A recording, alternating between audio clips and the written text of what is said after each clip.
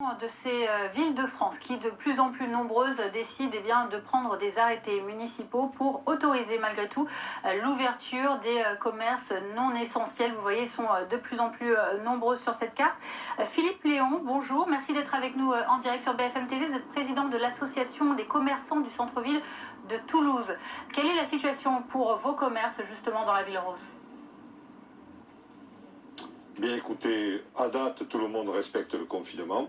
Il faut savoir que nous faisons partie, avec la Fédération des associations de commerçants de Toulouse, d'une confédération qui s'appelle la CAMF, les commerçants artisans des métropoles de France.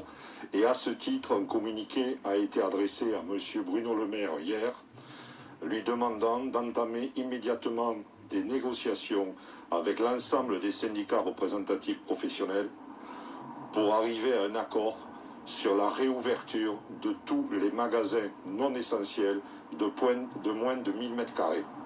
Philippe Léon, à défaut pour de que cela, les choses soient claires, nous demandons à chaque interlocuteur depuis ce matin qui nous décrive la situation de sa commune. En l'occurrence, vous, est-ce que vous avez un nombre de petits commerçants qui menacent de mourir finalement à cause de ce deuxième confinement?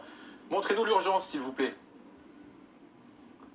Oui, alors ce qu'il faut comprendre, c'est que ce n'est pas un nombre, ce n'est pas certain, c'est l'ensemble des commerçants qui vont crever.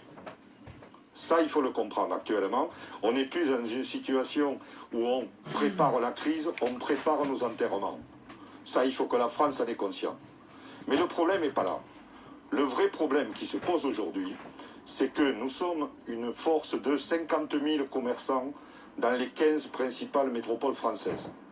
Nous demandons au gouvernement d'entamer des négociations immédiates, de manière à trouver un accord sur la réouverture des commerces.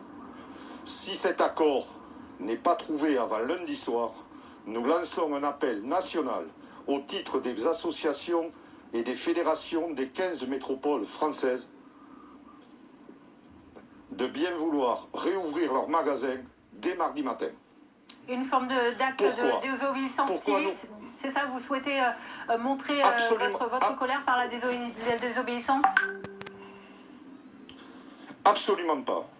Ce n'est pas une question de désobéissance civile, c'est une question de protection sanitaire des populations.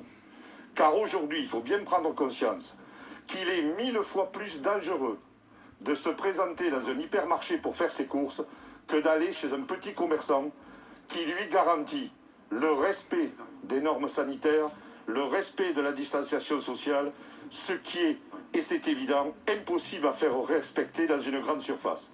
À partir du moment où il est acté que dans une grande surface, les biens de consommation non essentiels sont à disposition des consommateurs,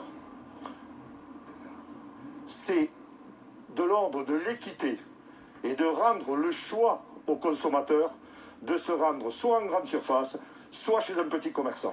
Merci beaucoup, c'est juste ce que nous demandons. Merci beaucoup, vous avez l'air très ému, on sent effectivement beaucoup de colère en vous. Qu'est-ce que vous avez comme commerce, vous? Moi, j'ai un commerce de stylos, spécialisé en écriture. Et vous aussi, vous menacez de mettre la clé sous la porte? Mais non, je ne menace pas, monsieur.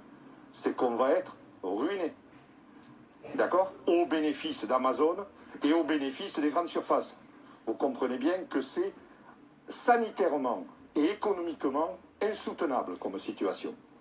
On a bien compris votre message. Merci beaucoup, monsieur. Merci beaucoup infiniment, en espérant évidemment que Bercy et que l'exécutif vous entendent rapidement. On en vient maintenant aux chiffres de l'épidémie.